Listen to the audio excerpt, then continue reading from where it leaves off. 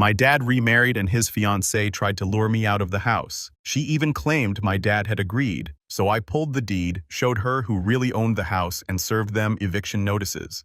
This whole mess started about 9 years ago when my mom passed away from cancer. I, 21 male, was 12 at that time. Dad was a wreck and nobody knew what the hell to do with me. Luckily for everyone involved, my grandparents lived just outside the city on this decent chunk of land with a house that had seen better days, but still had good bones. After Mom passed, it just made sense for me to stay put with the grandparents. Dad would come home on weekends, holidays, whatever. The house itself is solid. 4 bedrooms, a couple of bathrooms, a big kitchen sitting on about 3 acres of land that backs up to some woods. But here's where Dad started showing his true colors. Even as a kid, I noticed he had this thing about control. Everything had to be done his way, on his timeline with his approval. He'd show up on weekends and immediately start rearranging things, telling Grandpa how to maintain the property properly, and making decisions about my life without asking anyone. My best friend Elio lived about 10 minutes down the road, so I wasn't completely isolated. Kid's been my ride or die since we were building forts in those backwoods. Here's where it gets interesting, though. My mom was an only child. I'm an only child. When Grandma and Grandpa started declining a few years back, guess who's the only name on the will? That's right. Yours truly inherited the whole damn operation when Grandpa died. Houseland Grandpa's beat to hell pickup truck that somehow still runs, and a decent chunk of change they'd been sitting on. Dad used Mom's life insurance to renovate parts of the house over the years. But here's the thing. He acted like he was doing me some huge favor, like I should be grateful he was investing in the place. I found out about the inheritance when the lawyer called me after Grandpa's funeral. Dad was standing right there when I took that call. The look on his face when he realized I owned the house we were all living in. Not embarrassment or guilt, more like irritation, like I just complicated his life by existing. Elio was there that day helping me sort through Grandpa's tools. When Dad walked away after that phone call, Elio just looked at me and said, "So you own the house now? Damn, Thanksgiving is going to be awkward." But we never discussed it. Dad just pretended it never happened and kept acting like he was the man of the house, making all the decisions, controlling everything from what we watched on TV to when I was allowed to have friends over. About 2 years after Mom died, Dad started dating again. Nothing serious at first, just random coffee dates and dinner meetups. Fast forward to about 6 months ago, and he drops this bomb. He's got a serious girlfriend, a 30-year-old preschool teacher named Samantha who comes with 2 kids under 10 and enough emotional baggage to stock a therapy practice. Samantha's got this whole young professional mom aesthetic going on, drives a white SUV that's always spotless, wears those athleisure outfits, and has opinions about organic food that she'll share whether you ask or not. Her kids, Logan and Qley, because of course their names sound like a country club membership roster, are these perfectly groomed little sociopaths. The first time Dad brought her to the house, she did this thing where she walked around taking mental notes like, "This needs work and that needs replacing." I caught her opening cabinets and checking expiration dates on stuff in the pantry. "Your grandmother had such interesting taste," she said, running her finger along the vintage wallpaper. "It's so authentic, very lived in." The way she said lived in made it sound like a polite way of saying trashy, but Dad just ate it up. "Samantha has such great design sense," he said, like she just complimented the Sistine Chapel. "She's got so many ideas for improvements. Her kids were even worse than she was. Logan, who's maybe 8, spent the entire visit touching everything he wasn't supposed to touch while maintaining perfect eye contact. Qley, the 6-year-old, accidentally knocked over Grandma's favorite plant and then looked at me like it was my fault for putting it where she could reach it. When I mentioned the plant, Samantha just laughed. "Oh, kids will be kids. They're just excited to be in such a big house. They're not used to having so much space to explore." Elio came by that evening and caught the tail end of their visit. After they left, he looked around the living room where Samantha had repositioned some of Grandma's throw pillows. "Well, she seems fun," he said. "Nothing says I'm definitely not planning to redecorate your entire life like rearranging furniture on the first visit." But Dad was smitten. Started spending more money on dates, bought new clothes, got his teeth whitened. Classic midlife crisis stuff. Except instead of buying a motorcycle, he'd found himself a ready-made family that came with built-in validation. Samantha played it perfectly, asking his opinion on everything, deferring to his wisdom, letting him feel like the big, strong provider. 3 months in, she's practically moved in. Her stuff starts showing up in Dad's bathroom. Her car is in the driveway more than it's at her apartment. Logan and Qley have claimed the guest room like they're planning to stay forever.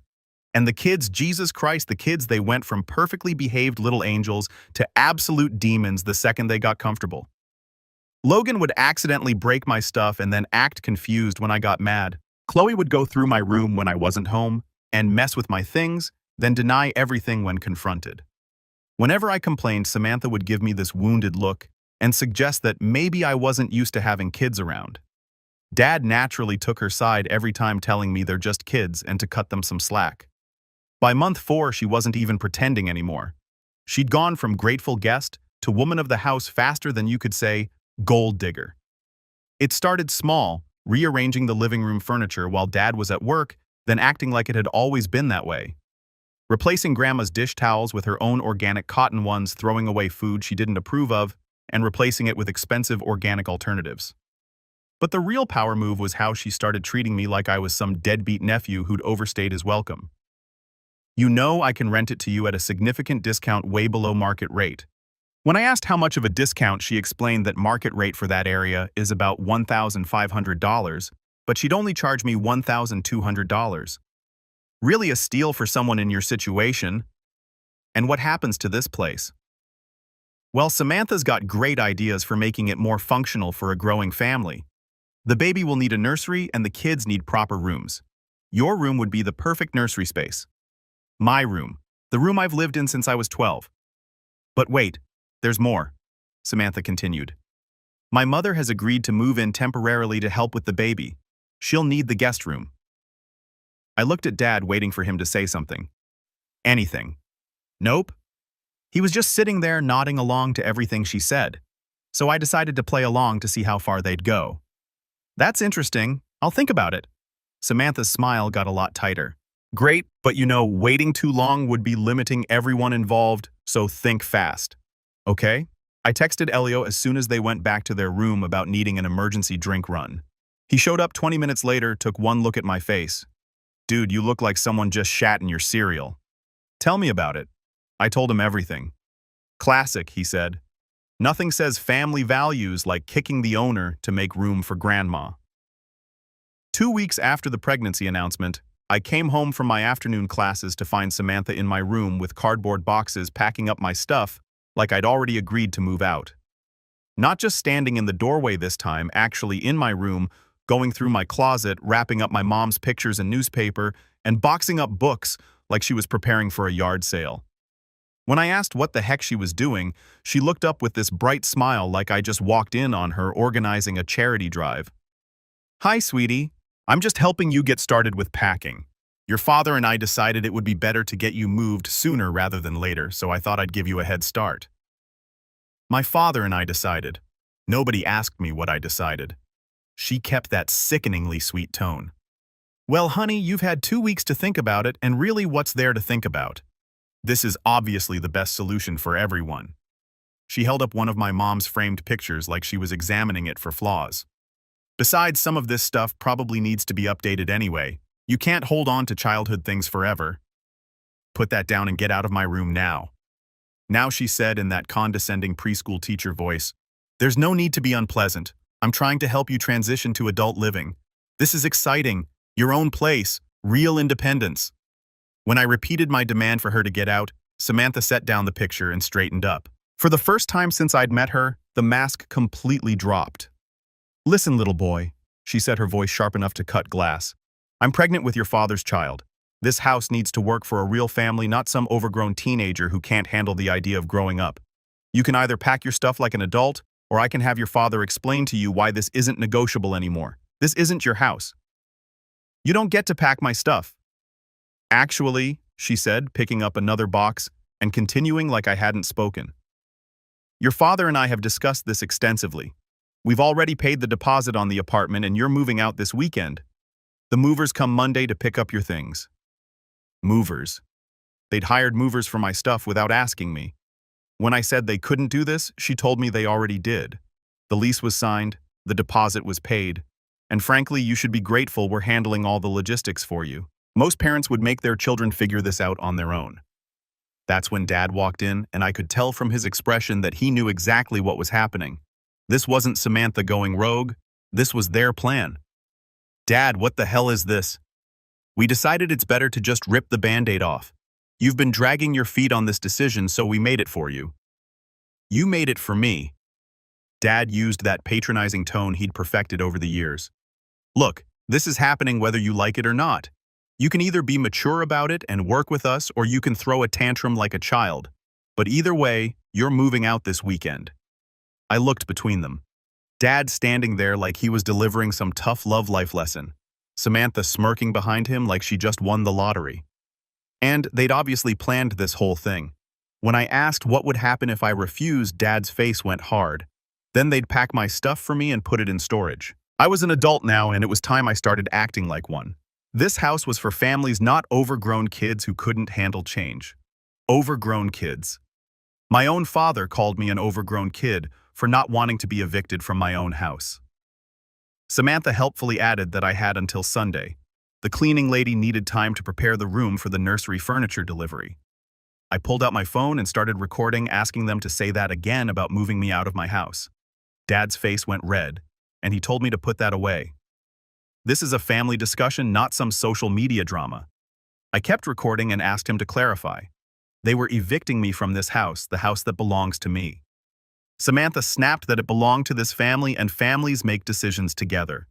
You don't get to hold everyone hostage because of some paperwork technicality. Paperwork technicality. Property ownership was a paperwork technicality.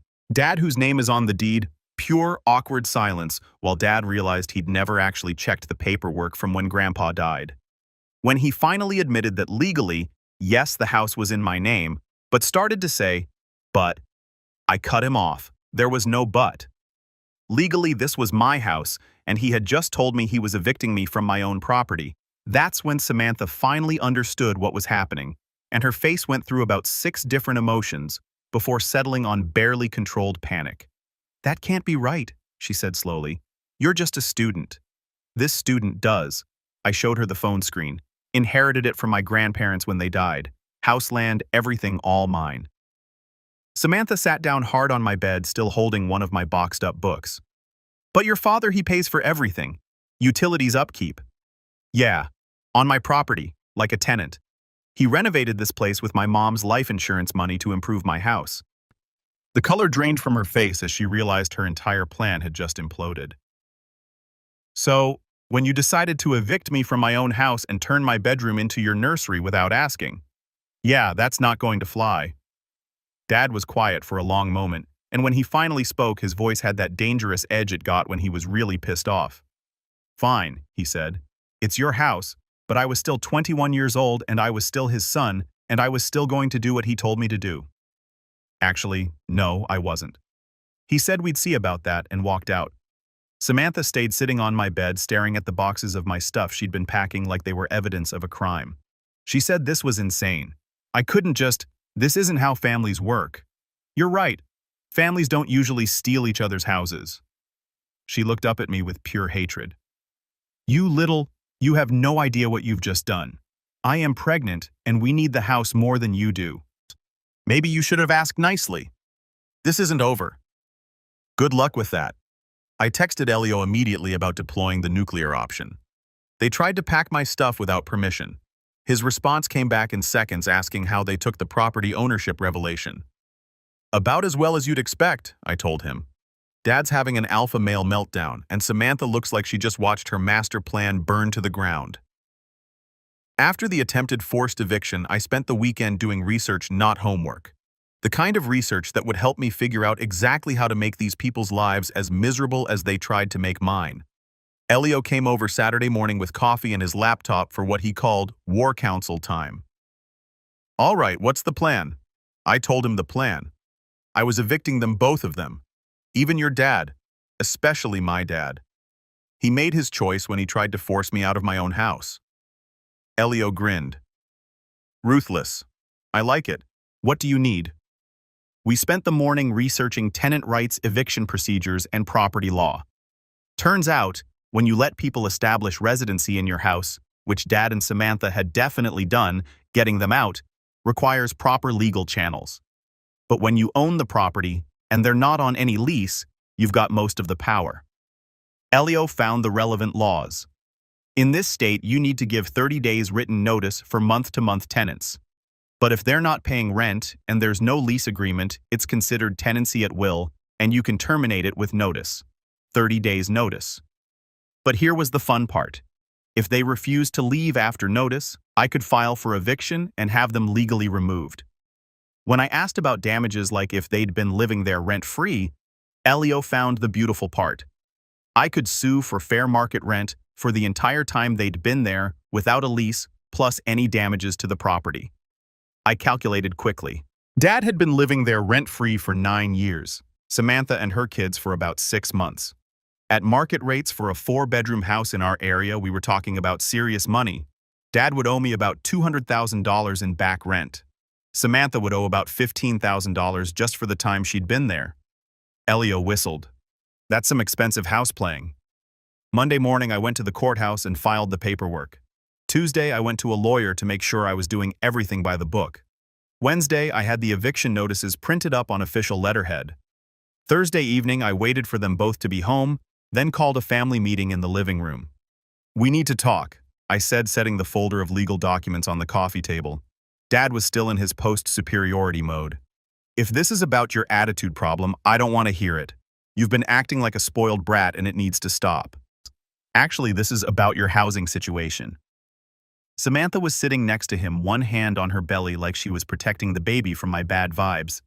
What about our housing situation? I opened the folder and pulled out the eviction notices. You're both being evicted, 30 days notice, effective immediately. The silence that followed was beautiful. Dad picked up his notice and read it like it was written in Sumerian. What the hell is this?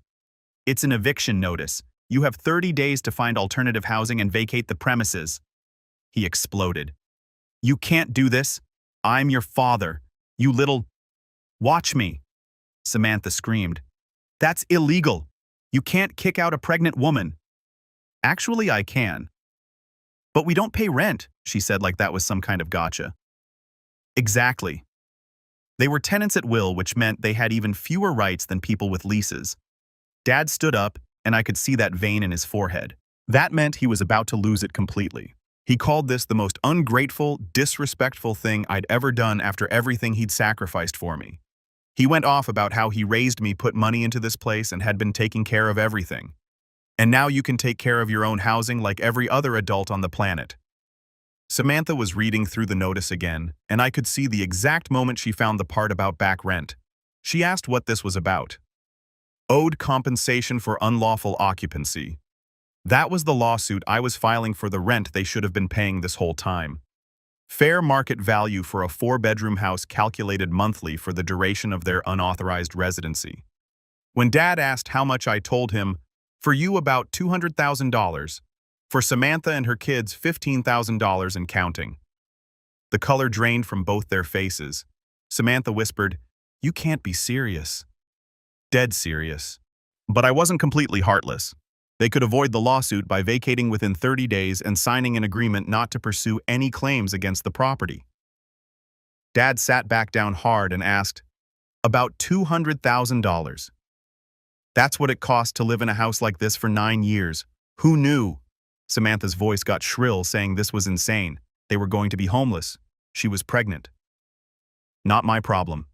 You should have thought about that before you tried to steal my house. Dad was quiet for a long time, staring at the eviction notice like it might change if he looked at it hard enough. When he finally asked where they were supposed to go, I suggested anywhere but here. Samantha had that apartment right, the one she was so eager to rent to me. That's a 1-bedroom, she said. We can't fit 3 adults and 2 kids in a 1-bedroom apartment.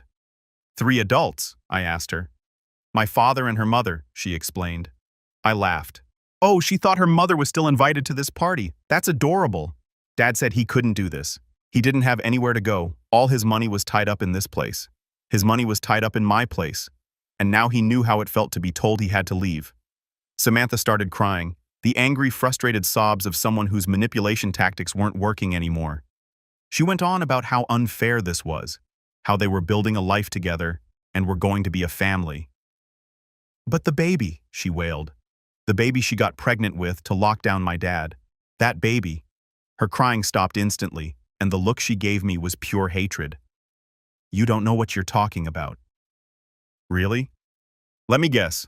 Birth control failure, happy accident, surprise pregnancy that just happened to occur right when you needed to cement your position in the house. Silence. Elio showed up the next morning with donuts and a eating grin asking how they took their eviction notices. Like you'd expect, I told him. Lots of crying threats and disbelief that actions have consequences. Your dad, too, he asked. My dad's having an existential crisis about owing me 200 grand in back rent. Beautiful, he said. Justice is a dish best served with legal paperwork. The next month was magnificent to watch. Dad tried everything. Lawyer consultations he couldn't afford to fight. Emotional manipulation about being my father and this being our family home, and even attempted bribes about signing the house over to me officially and calling it even. Newsflash. I already owned the house. Signing it over to me would be like giving me my own birthday present. Samantha went full scorched earth. Called my university to complain about my unstable home environment. I called the police to report a domestic disturbance when I asked her to move her car. Even tried to call CPS on herself, claiming I was creating an unsafe environment for children, which backfired when they pointed out that maybe she shouldn't have her kids living somewhere she felt unsafe. Finding housing for an unemployed pregnant woman, her 2 kids, a 52-year-old man with mediocre credit, and potentially a grandmother, all on Dad's construction salary, turned out to be harder than they thought. Week 4, Dad suggested maybe they could work out some kind of arrangement. He could pay me rent to stay. Market rate, they could make it official. I said no. He started to argue, but I cut him off. Nope. You had the chance to treat me with respect and have a conversation like an adult. Instead, you tried to force me out of my own house. Actions have consequences. But I'm your father, he said. Yeah. And you're also the guy who tried to evict me from my own property to make room for your girlfriend's mother. Father of the Year material right there. That's when the real fireworks started. Samantha filed a complaint claiming I was evicting her because of her pregnancy status. The hearing was beautiful. Samantha had to explain that she was Dad's girlfriend, had been living there 6 months, had no lease, and paid 0 rent. Then, I got to tell the judge how they'd tried to force me out of my own house and convert my bedroom into a nursery without my permission. The judge basically told her, you can't claim pregnancy discrimination when you're being evicted for trying to illegally evict the actual property owner. Case dismissed. But the real bomb came during week 5, and you're not going to believe what happened. I was at Elio's place when Dad called and his voice sounded weird, shaky. We need to talk, he said. About what you've got 3 days left to move out. About the baby. Something in his tone made me pay attention. What about it? Can you come home? I need to show you something. So I found Dad sitting at the kitchen table with a stack of papers in front of him. He looked like he'd aged 10 years in the past month. He slid a paper across the table. Paternity test results. The baby isn't mine, he said quietly. I stared at the paper. What do you mean? Samantha had been lying this whole time. How did he find out she'd wanted him to sign up for better health insurance at work to cover the pregnancy? The insurance company required blood work for pre-existing conditions. They ran some genetic screening panels. Turns out he couldn't be the father. Wrong blood type. So whose baby was it? Her ex-husband's. Apparently they were still sleeping together when she started dating Dad. The whole thing was a setup. Where was she now? Upstairs. He'd confronted her this morning. She tried to claim the test was wrong, that maybe it was a mix-up at the lab. Then she tried to say it didn't matter because he'd be a better father than her ex anyway. When that didn't work, she said he was abandoning her and the baby, and how could he be so cruel to throw out a pregnant woman? He told her she had until tonight to get out, or he'd call the police and report her for fraud.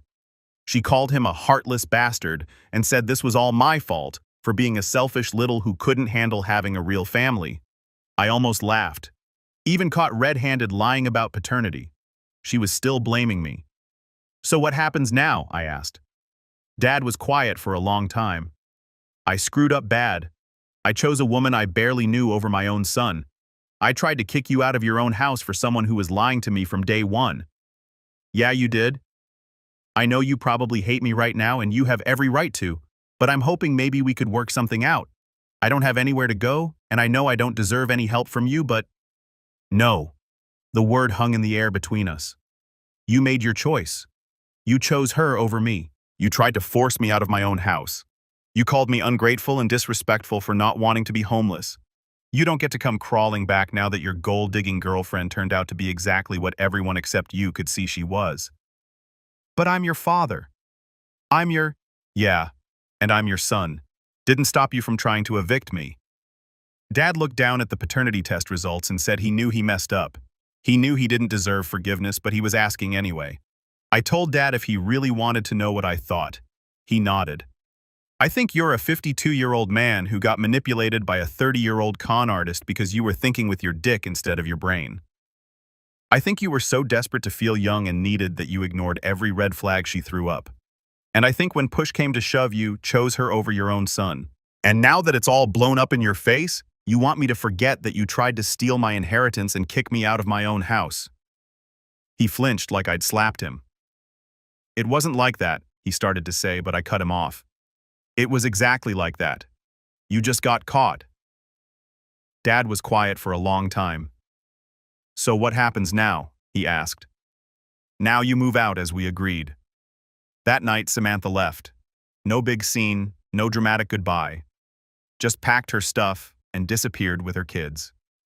Dad moved out 2 days later, rented a one-bedroom apartment across town, and took only his personal stuff. Left behind all the furniture he'd bought, all the improvements he'd made, everything he'd invested in the house that was never his. Elio came over the day after Dad left, bringing drinks and pizza. He asked, "Will you ever forgive him?" "Maybe, but not today. And not because he got caught being an idiot." "Fair enough," he said. "So what's the plan now?" "Finish school, enjoy living in my own house without anyone trying to steal it, maybe get a dog."